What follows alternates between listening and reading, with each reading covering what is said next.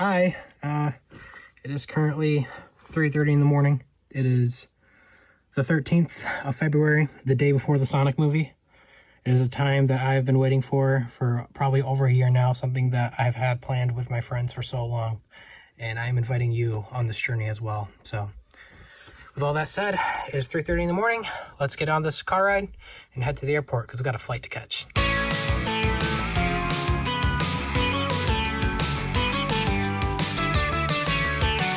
I haven't flown on planes since I was a kid.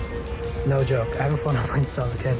So I'm a little eager to get on the plane.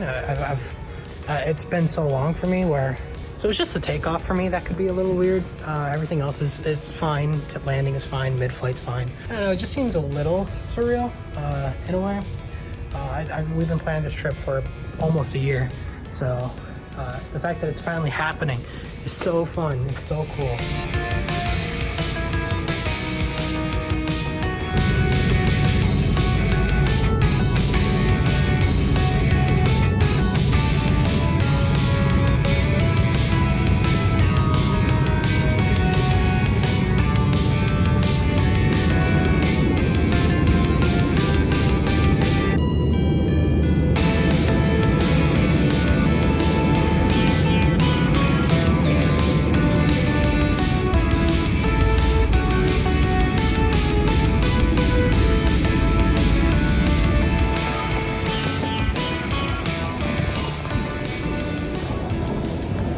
Is that more ridiculous?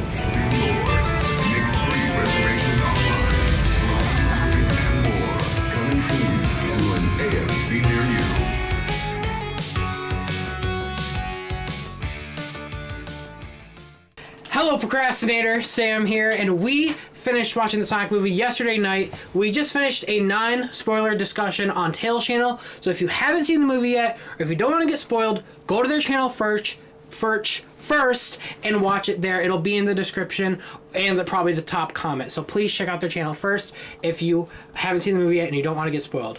This is the spoiler discussion. We're having a huge discussion. We're talking about specific things and a whole bunch of stuff. So let's jump right into it. Holy cow, Sonic dies. Yeah. No, he doesn't.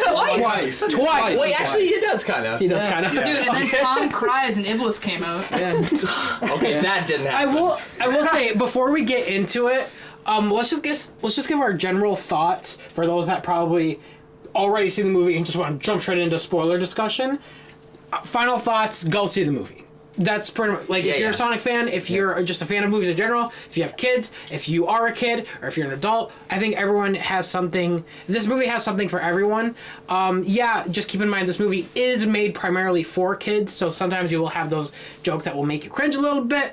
He farts, but I mean it's gonna happen. Yeah. The movie's better than expected. I gotta say, to talk to that though, since I often work with children, I would say that the flossing, I don't even know if that's gonna strike the right note with even second graders. Yeah. So that's where my concern comes from, because Opal wants to talk, but she can't. It's my turn. Yeah, she's an Opal can be in the video. She can't talk. Yeah, she's not Sonic. But anyway, I don't even know if that's going to be successful with kids. That's going to be interesting to see what they thought of that moment. Yeah. Did flossing, hit them? Did they like the farting? I mean, I was okay with the farting because it was coupled with a chili dog reference, so I'm like, okay, fine. But the flossing the first flossing, fine. But my problem was, it would be fine if he flossed the second time. Really, it would. But it's when he flossed the second time, because I was actually getting emotional when he got his bedroom and all his things were in there, and he was like, "Oh, everything's here. How'd you do it? I gotta floss." But then he's on his bed, and that really cute moment where he's like, "I love it, I love it, I love it." He goes, and he does the flossing, and I'm like, why?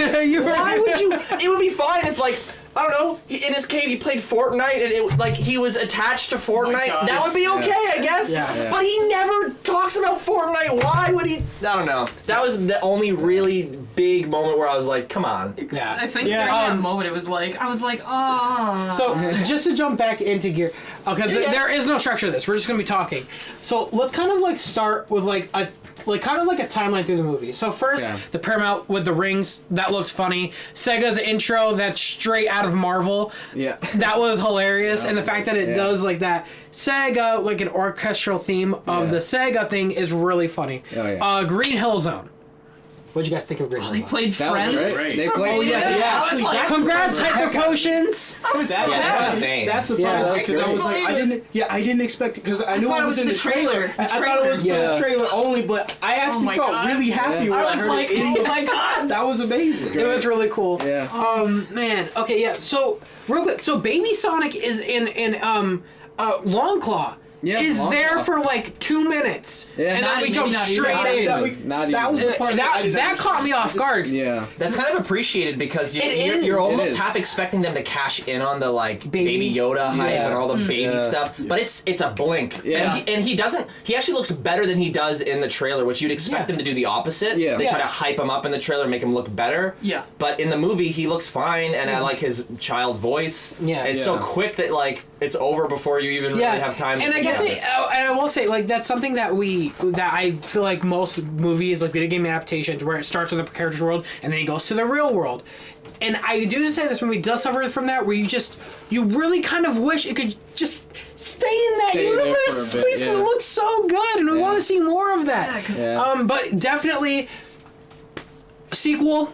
Yeah. Probably. Yeah. So we'll jump into all like the post-credit scenes and all that. So the Echidna tribe is back. That's Ken Penders. You doing all right? You doing okay? That movie's getting hit with a cease and desist pretty You doing soon. all right there? Oh no. No, but I mean, that's cool though. I like the fact that they're there. I didn't get to see them much, but they look good. They just have like masks and all that stuff. Knuckles is basically like in the movie at this point. Essentially, yeah. for Knuckles. sure. Essentially. There was like a red one I noticed, and I was like, Yeah. What if that There was you go. him? there he is. Yeah, Well, what if Knuckles that would was- be a baby though. Yeah. He probably would. Well, he's a little yeah. older than Sonic, but not that old. So Yeah, not that. Yeah. he would be young. Yeah, they're trying to kill Sonic. What the hell? they're trying to kill- Longclaw Right. dies. Maybe. My maybe. favorite Sonic character died. We don't quite know if she's dead. We don't Yeah, know. no. Yeah, we I don't don't know. And if you can't tell by how much we're all like talking over each other, there's stuff to chew on, and that's Yeah. what I think this movie does so well is that Yeah. it gives you Yeah. stuff that you go, oh, they could do this and this and this and this and this, and you're like, holy crap, I want to see this movie. Opal, come here, get in the discussion. Tell her to shut up Come when here. you ask her. Come here. and then- She'll be better if she's like in frame. Stay. And she's being pet. It's like a fine piece of gum. There's plenty to chew on. You know, like you were saying. But how And does it's this not gum the taste? bubble. It tastes delicious! And it's not the bubbleish kind which loses its flavor after 2 minutes. Well, we won't know. Hi, how you doing? We won't know until a little no. while. Yeah. Well, What was your the thoughts? other thing too was like the plot line they were introducing. I was kind of mad because I wanted them to give us a little bit more there. I mean, I know maybe they're saving it for a sequel because You know what part specifically? well, the beginning when Sonic was a baby and the owl, because all she says to him is, Sonic, you need to run and get out of here because these guys are after us. But we don't know why. I mean, I know It's Sonic unlike says, nothing she's seen Yeah. before. Yeah, or I know- anyone. Yeah, I know Sonic says, like, everyone was after my powers on my world, Yep. so I came to yours. If that's the case, why do they need his abilities? And I was curious Yeah. about that. So I feel like us as Sonic fans, we kind of go back to the story of SA1. They wanted to harness the Emerald's power. for- Yeah. So they were trying to use his. They were trying to harness his power to So make like, the emeralds aren't so real. people like us probably didn't question it, but I feel like the general audience would probably have a lot of questions about that. Like, who are these people? Yeah. Why? And how do they know about this? Like, does everyone have powers in that world? Like, yeah. Like I really wish, like you were saying, like they spent like 2 minutes in that thing, like maybe even Yeah. 3. I wish they had done like 10. Yeah. Yeah, yeah, that's what I was like 10 expecting. minutes at I was least. expecting that. because when Longclaw died, I mean, or if she's Presumably, dead, we don't know. presumably. But if that's the case and she's dead, unfortunately, I didn't really feel. Yeah, well, I felt exactly. sad, but it wasn't like an oh man Yeah, type. 'cause, like okay. like a Emotional yeah, an connection. emotional. This is like a sadness. really weird reference because I don't know if you guys have played the game. I haven't played it. I've just seen the beginning of it. But Ori and the Blind Forest, I think. Oh, I never. There's a finished moment in it. the very beginning where like he meets some kind of guardian or something. And again, I haven't played it, so I'm not positive on any of the story stuff. But you see him like pick, he gets Ori and he like raises him or something, and it's implied that a lot of time passes and they're together.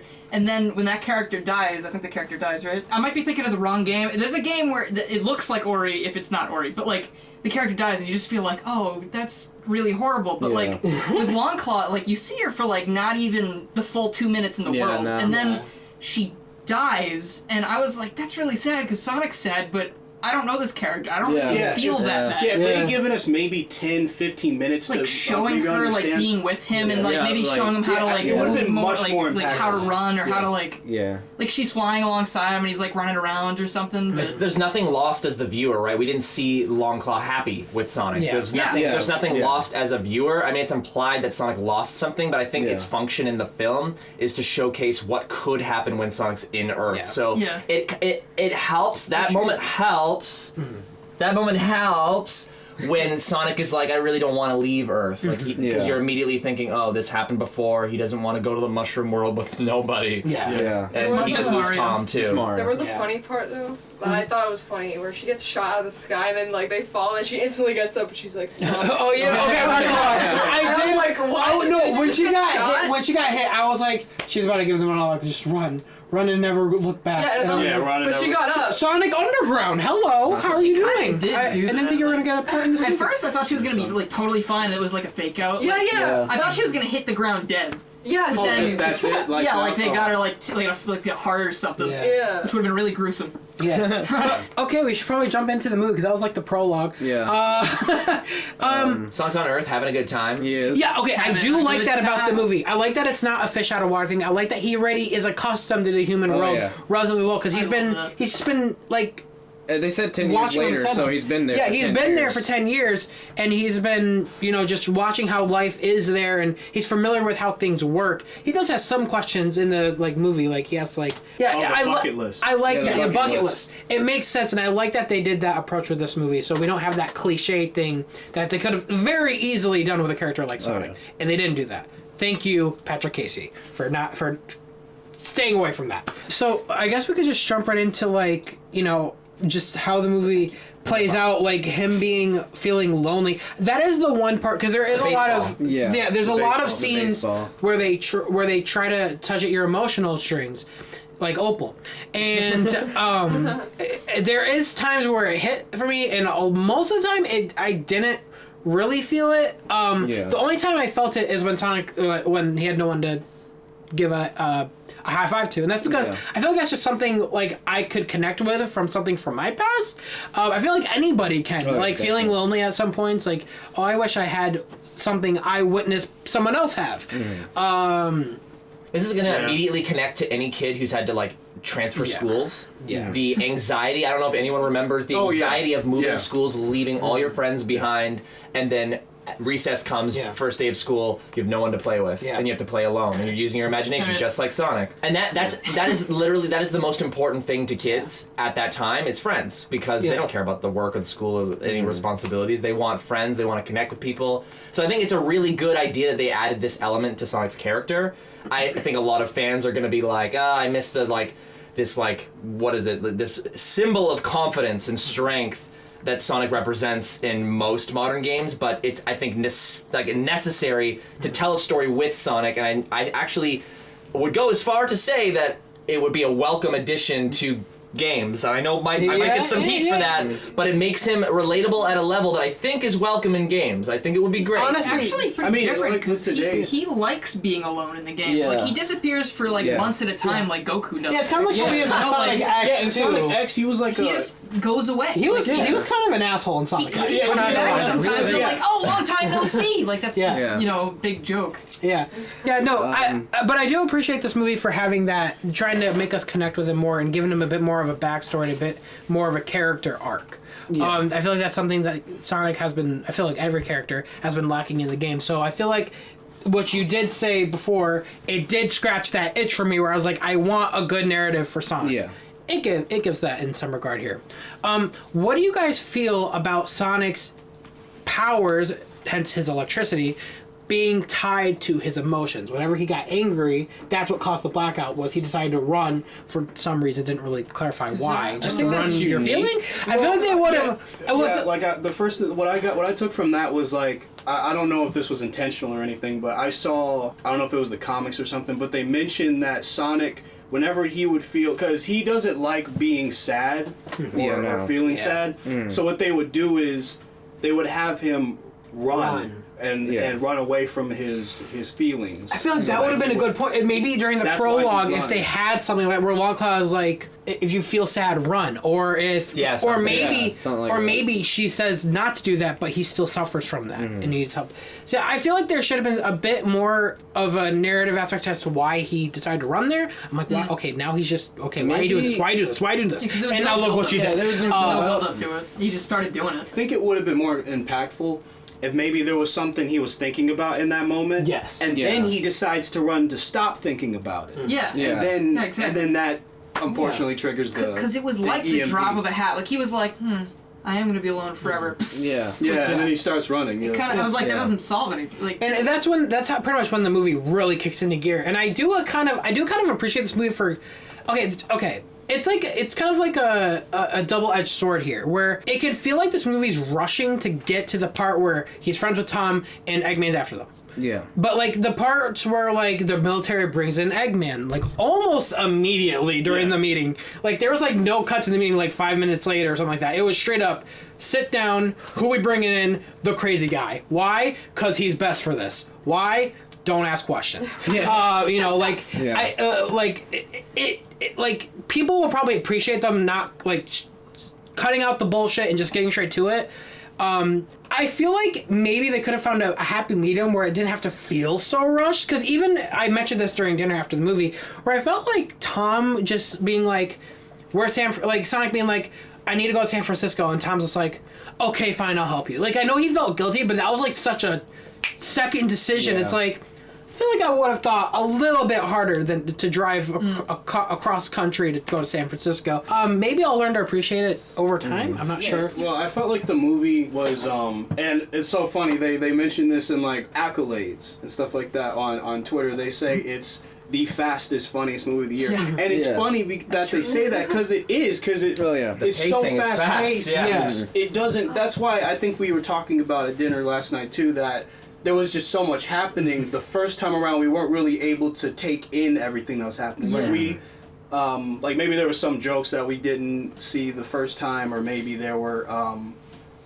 just moments that we couldn't really cling to because it was already on to the next thing. Yeah. So it was, because first it was Longclaw, and then Sonic's talking about him being alone. Then now Tom's moving to San Francisco because he got a job opportunity. Yeah. Now we're to Eggman, and now we're I guess and it could be just because we are Sonic fans and we want to know more about this world with Sonic in it. Yeah. Because we just want to get how everything works here. Yeah. This is being the first time that we're introduced to a world like this. It leaves us curiosity.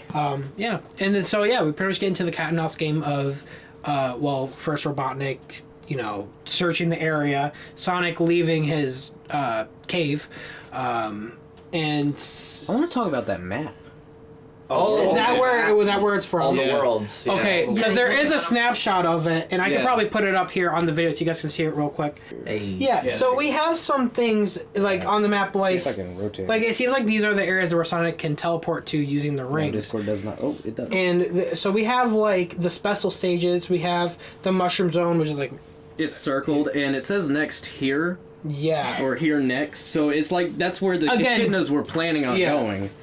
It shows world, Earth. There is a Saturn logo. There is a Saturn logo. Shani, I know you're screaming right now. It X's it out.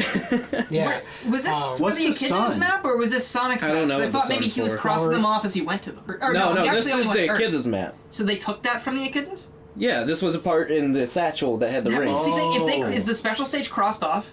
No, it's not. Okay, because if it was, that might point towards they've been there. They have the emeralds already. But there's like things that have been crossed out, like that and that. Whoa. Yeah, and again, it just begs more question for the sequel and what they might do. So yeah, I mean, it just adds to the discussion of the eventual sequel that we really want, in that they seem to be teasing a lot, in the film and during interviews.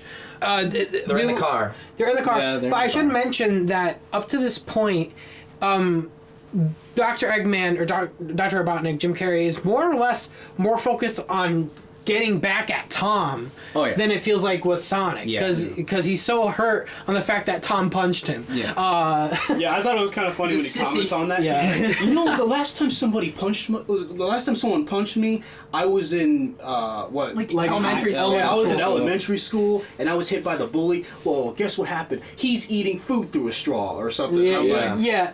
It's like he's so hurt about that. What about Sonic? I guess at the point, we could mention the fact that Sonic. This is where we could really see that Sonic doesn't have self-control. He's very much a kid in this movie. Tom told him to stay in the car, but he sees people having all this fun, and he's having like a mental breakdown in the car. Like, I have to go there. I liked when he was in the seat and he was pushing it back strong because he was like, I gotta stay in the car. That was really funny. Yeah, no, that is funny. It's like what a kid. I thought it was hilarious right before then when Sonic and Tom sort of meet. They're like when he's in the shed and he drops. And it was one detail that I didn't even realize. When Sonic said you're supposed to think about where you're going with the rings, I thought it was interesting that when Tom shot him, the last thing Sonic was looking at was his shirt, and then the portal he called opened. it out. Yeah. Which does begs the question, why does he have... Because when he's mentioning the rings, he's talking about how he has to leave Earth and that he has to go to the mushroom place. Does he have to? It sounds like he can think of like any place. That might be the only place that he like feels safe. Because if he goes back to where he comes from, he'd be met with the Echidna tribe. I bet you there's a bit more explanation as to why it has to be that place next. Because it sounds like he's not really... It sounds like he was like being from forced. The way that he described it, he said it's... nobody lives there, so he'd just be alone. Which kind of retcons him being, like, feeling alone on Earth. Yeah. But they also talk about how all advanced civilizations use rings to travel, and, like, that makes me wonder, like, why can't they just, like, are the Echidnas advanced civilizations? Can they just, like, chase him down? Like, why don't he got the rings from the Echidnas because on the satchel it says Echidnas. It just says Echidnas then on the satchel. why aren't they chasing Sonic to Earth? Maybe they don't have. They don't have the rings anymore. Yeah. Ooh, you have to think about where you have to go, so maybe Longclaw knows about Earth and they don't know. Was Earth on the map? Yeah, it was. Yeah, I think so. But and is that map from the Echidnas? Yeah. So then they have to know about Earth. Yeah. So why aren't they coming to Earth? That's probably the sequel. Yeah, they don't know where. I don't know. But it would only be a matter of time before they check everywhere. Okay, we'll talk about the post-credit thing because I think that answers your question. Yeah. Tail says, I hope I'm not too late. Yeah. Didn't he say I finally found him? I finally found him. I hope I'm not too late. I hope I'm not too late. And like maybe like he's trying to get to Sonic before something happens. Before the Echidnas get there. It's a very Super Mario Brothers ending. It's like in the movie, really Daisy shows back up. He's like, "You're not gonna believe this," and you're like, "What happened?" And then we never know. So meeting Tika Sumpter at the apartment or whatever. Yeah. I don't know. Okay. That was a really funny scene. The side character, Tika's sister.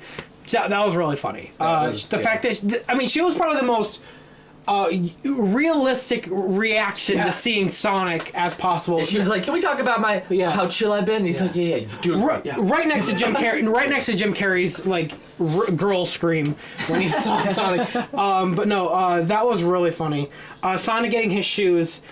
I didn't feel the emotion they were trying to go for. I don't know if that's because I saw the scene already. If they had played like the Sonic one, like really orchestral in the background, that would have been like him getting like a life or something. The shoes just came out of nowhere. He does say that, by the way. Yeah, I must have had a bonus life or something when he got hit by the tank. Which I was like, bonus life? Yeah, what? Bonus life. Is that what it's called? Yeah. Like a free man? Yeah, but I wanted the shoes to be important to someone, but they just kind of came out of nowhere. Yeah. Like it's cool that a kid gives them to Sonic, but also Sonic doesn't really have any relationship with that kid at all. Yeah. And the shoes are, as a fan, of course, they're very important to us. So that might have been just something that like the general audience wouldn't give a shit about. So as a result, the writers just didn't spend time on it. I thought that bar scene was cool just because he. I know they do the same thing with the Quicksilver scene, but what was funny to me about that version of it was that since Sonic is a kid, I liked how they kind of played around with the fact that like he gives a guy a wedgie. Yeah. Oh, when he moves Tom forward like he's a statue. I don't know why that was funny. Like when they're just completely still. Does he give him a beer too? I think. Yeah, he gave him like a drink or something. Yeah, and then when it all goes back, then everyone just gets knocked out, and the dude was tied up, wrapped up in toilet paper, and he just fell over. It's like something small in that scene. Actually, since we're talking about it, is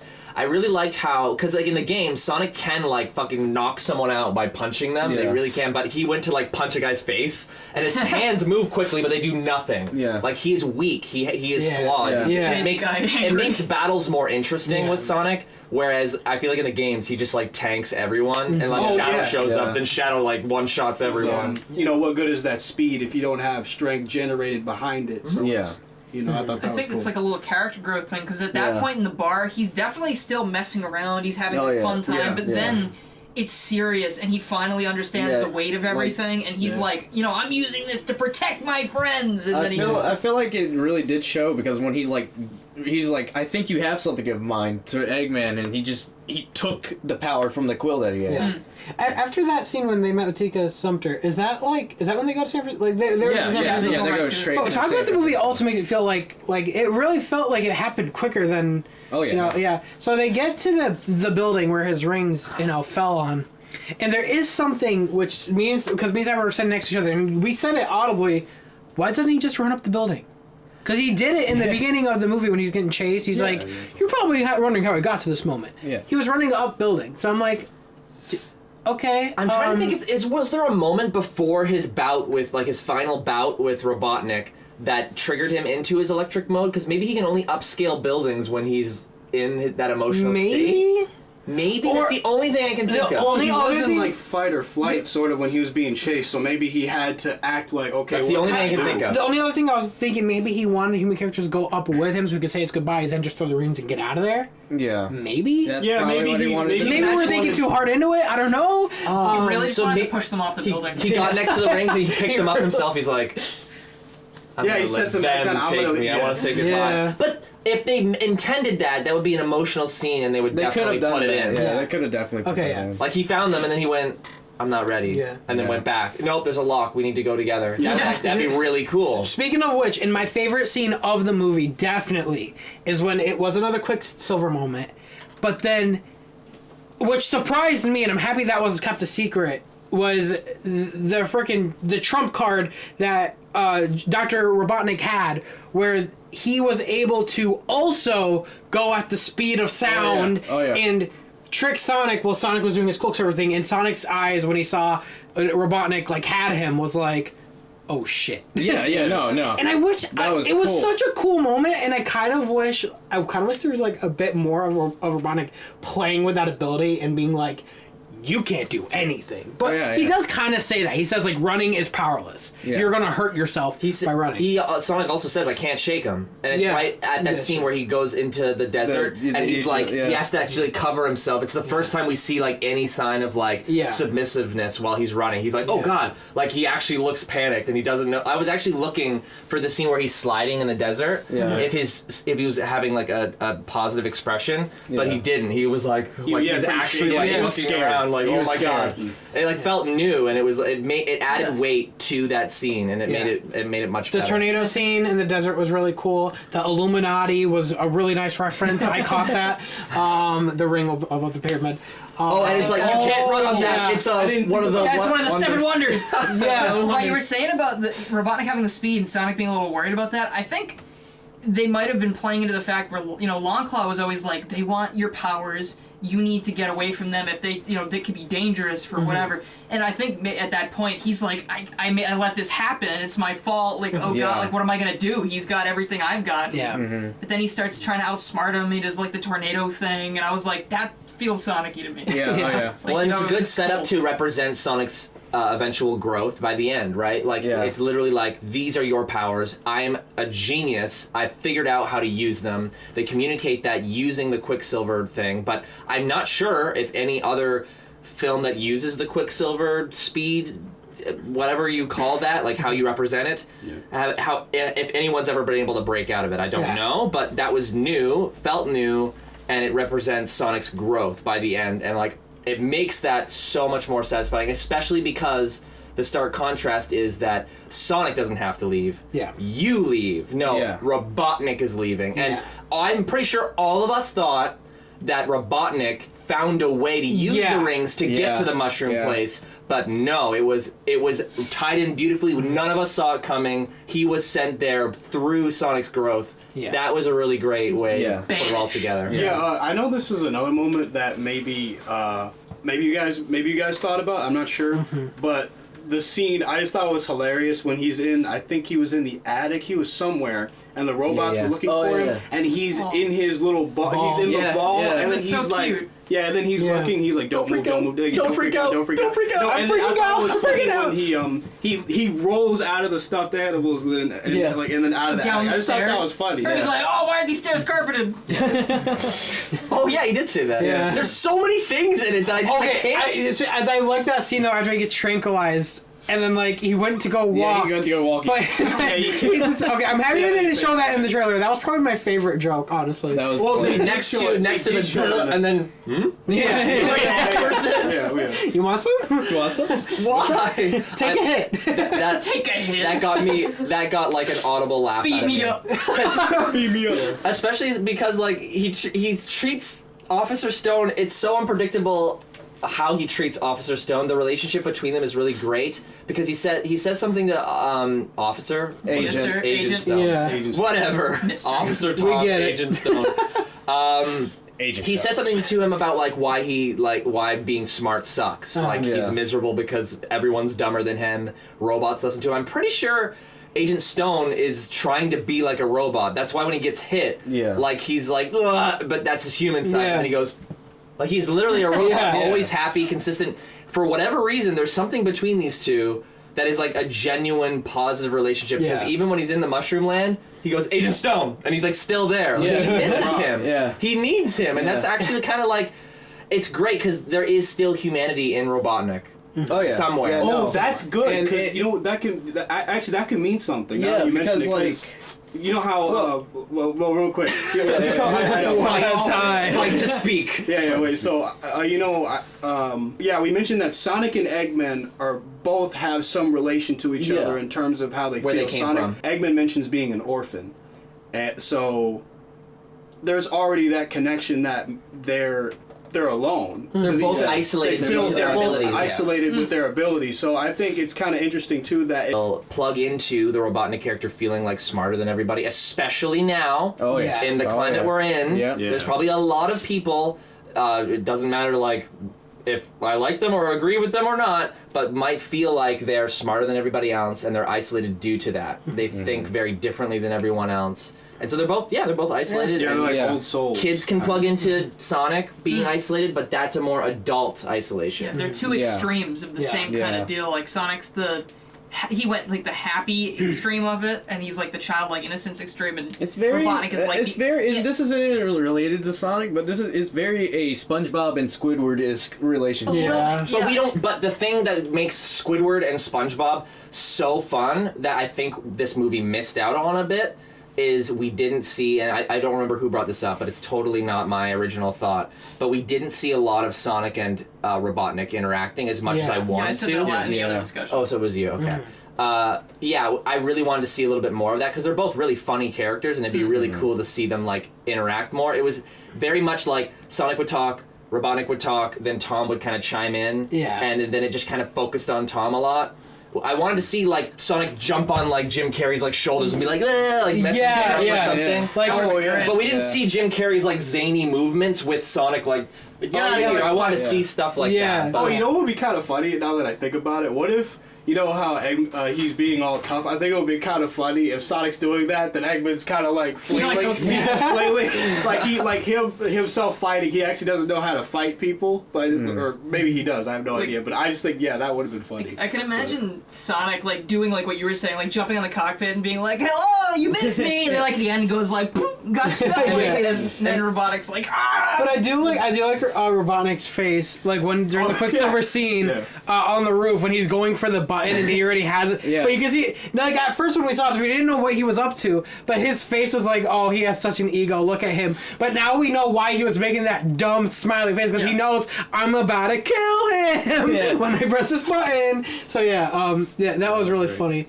So that's pretty much the majority of the movie. Now we start to get into, the post-credit scenes where he goes full Eggman.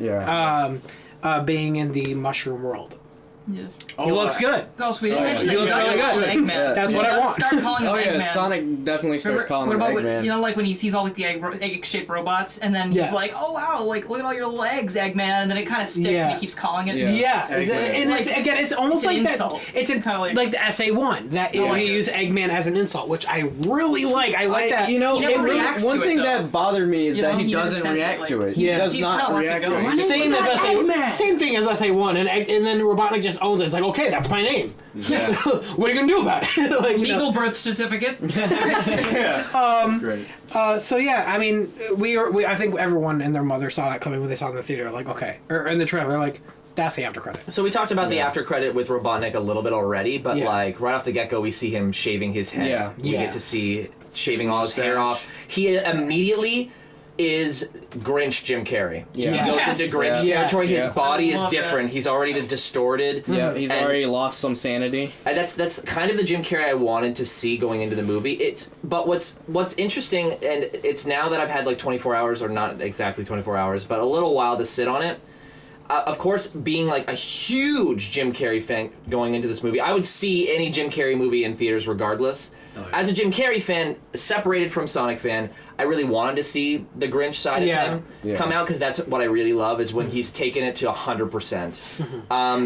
However, now having time to sit on it, I think what Jim Carrey was doing in terms of how he was approaching it as an actor, it really felt like that Robotnik was always there, but boiling under the surface. Like, we were talking a little bit at dinner about how it didn't really feel like there was a gradual increase of his sanity going off the rails. It was very much like, from the get-go, he was already on the edge, and then when he lost, it's just there, and you're like, and that's kind of why you want a sequel, is because he's a different person completely. But that also is the case for Sonic a bit, when he's like, I'm not running away anymore, I'm attacking, I'm gonna hurt, so that stark contrast of like, trying to like punch that guy, destroys a machine, that you have something that's mine, taken away. His posture is different. He's like, this is my home, I can stay, yay, I won. Then he fucking flosses and ruins it, but still, it's that character growth, the things they stripped from the Sonic that we know, that they bring back to him, that makes it feel satisfying. They do the same thing with Robotnik, but it all happens right at the end in a beautiful way that makes us want that. Yeah, we want more. And I can already see This, I can already see how the sequel would kind of set up more growth for both characters, because there's a both character arcs have gone the opposite way. And now I'm hoping the next movie will have them learn something from each other, because now Robotnik's in isolation. In complete isolation. He's been sent out, outcast. And Sonic has everything. He's definitely going to have everything. The world's going to love him now. And it's interesting how we don't know yet what Robotnik's going to do to capitalize on that. Whether he's trying to get back to the world, or he's going to use that world now as his way to take over that world or Sonic's world. We'll have to see and find out. You know what would be a great explanation for why he would get fat? What if he's trying to survive off of food, and then it starts... But since he's slowly losing his mind, he keeps consuming a lot of food, and maybe that's why... Well, I would just assume he only can live off the shrooms. Yeah. So like, he's eating shrooms. Maybe that's why he's playing. it's always Good kids movie. the entire time. Oh man. So now Tails? Let's jump right into Tails. Okay, so sadly, I was spoiled. Same. Everyone we here were all was spoiled. Thanks. Thanks, Thanks. certain people in the Sonic community putting it in your thumbnail and title. Yeah, Thank mine you. was a But genuine anyways, accident. Yeah, mine too. Yeah, I saw it on I don't blame no, anyone. It was just an accident. But it was still a joy to see it because I heard about it. I just didn't see it. He sounds good. He looks great. He runs just as fast as Sonic, it appears. The only thing that's still on my mind is when he says, I hope I'm not too late. It's like, what's going down? Yeah, I think it would be great if they kind of used that, because now the question becomes, how did Sonic and Tails meet if they met? Yeah. If they met. Or how is he aware of him? Did Longclaw send Tails, or is there like something else? Because I don't know if it was you or you that said it, but you mentioned like a resistance group. Wasn't Oh, I did. Yeah, Freedom Fighters. Yeah, that was you. Like, Freedom Fighters I or would say something. my suggestion was like maybe Robotnik took control of Sonic's world now. He was able to get from the Mushroom World to Sonic's world, or if those worlds are combined somehow, I'm not sure. Because they were all on the same thing. So let's say maybe he took over that world, and then there's now a freedom fighting team, and then they know that there was the Sonic, and he was, they just want to find Sonic. That, or they can just find their way into the world, blah, blah, blah. Either way, that we could discuss this all we want in probably a future video when we discuss the sequel, eventual sequel, which is probably going to happen. So please see this movie so it happens. And it better come out on a Tuesday. Sonic 2, stay, please. Please. But yeah, as a whole, I mean, that's pretty much, we covered like everything in this movie. Just to reiterate, it was fun. It was a good time. It was a hell of a journey. Oh my god. Yeah, I still remember like at the end of 2018 when everyone was just the internet exploded. Everyone was The angry. poster, and then Myself included. the We were all leaks, so mad. and oh man, there was just so much. That build-up was... Don't ever do that to us again. Actually, do it again, please. It was great. I remember they posted that thing after the initial reaction where it was Sonic holding the sign. He was like, he's really exaggerating beefy legs. Said, "Can a guy work out or something?" And I was like, that just felt insulting. Yeah. I was like, but then eventually it worked itself out. Yeah, I mean that was talked about to death. We love you. Everything worked out in the end. I think this movie is the perfect conclusion of not only a good movie, but to show that for video games, the fans matter, not just the general audience. You gotta go with what the fans like. You gotta, talk with them and figure out what they like. And the whole thing worked out. The fans had their say. I feel like everyone that had a voice in this helped somehow in this movie and is connected to this movie somehow. And it's honestly just such a good conclusion in the end for, like everyone in the community. We all got our voice out there, and they're like, okay, we'll listen to it, we'll change it. We made the movie. We You're did it. welcome. Where is my check? Where is my That's right. I have student loans. I was talking to Dave like yesterday when you guys were all getting snacks before the movie, and I was like, you know how like everyone said something, and then they were like, oh, you know what? Maybe we should change it. And I was like.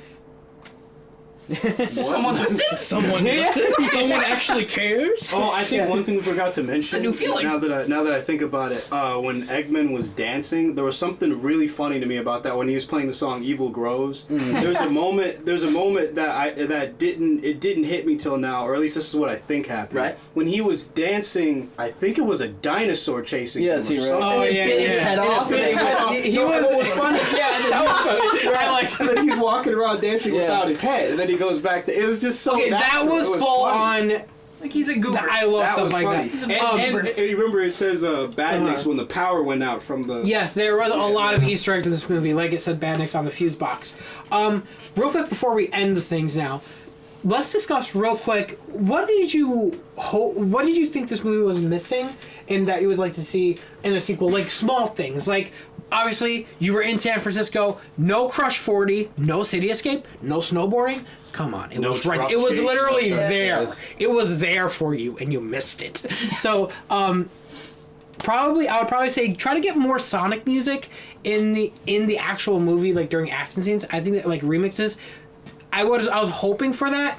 The beginning had a little bit, but a lot of the soundtrack is original stuff, which isn't bad. I just wish we had more to grab from Sonic, because Sonic is known for his music just as well as his games. So grabbing from that is always a good thing. I don't even think that's too much to ask for, because Yeah. I think the first of every movie franchise will always have this giant focus on making it digestible. I've said this like many times, but this is new, I promise. Yeah. The first one is always more digestible. It really depends on the reception of this movie, because that determines whether or not it was successful in doing so. So of course, it's very generic in a lot of its narrative beats, but I'm hoping that when the sequel does get made, I really hope so, we'll have more room to include things like that, because people will now be more accustomed to seeing Sonic in a live action setting or whatever it is they choose to do. Yeah. They'll be able to take more liberties like that. But it really depends on its success, right?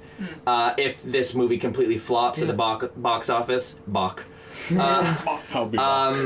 then they'll be like, oh, this doesn't work. And they will have to try something completely different, similar to Spider-Verse, right? Where Sony just kept hitting the wrong note with Spider-Man movies. They completely changed everything. Well, I mean, there's still opportunity there because then Marza can finally give us that. Yeah. So it really, even if this movie flops, I don't want people to panic or stress about reviews because honestly, Dragon Ball Evolution, Spider-Man, things like this happen, and the positivity will always balance out. It might be bad now, but. I mean, and now Sega sees that there is money to be made with a Sonic movie. I hope. People care. Yeah, maybe.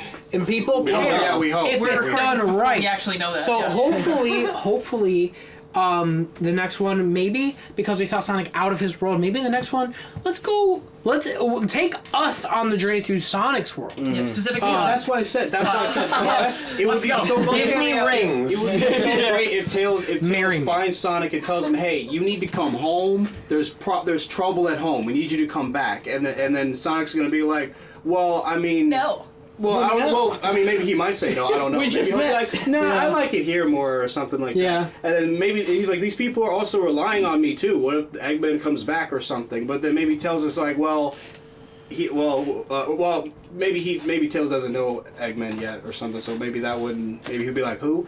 But yeah, I think for a sequel that would be so great if Sonic. So if Tails takes Sonic back to his world. Hi, Opal. Yeah, He's gone. yeah. So it would be so interesting to me as a plot, as a Sonic fan. It would be interesting to me if Tails took Sonic back home. Yeah. Then there's more opportunity to see more of Sonic's world and maybe zones from the games and stuff like that. Which the Sonic music would definitely come into play because then.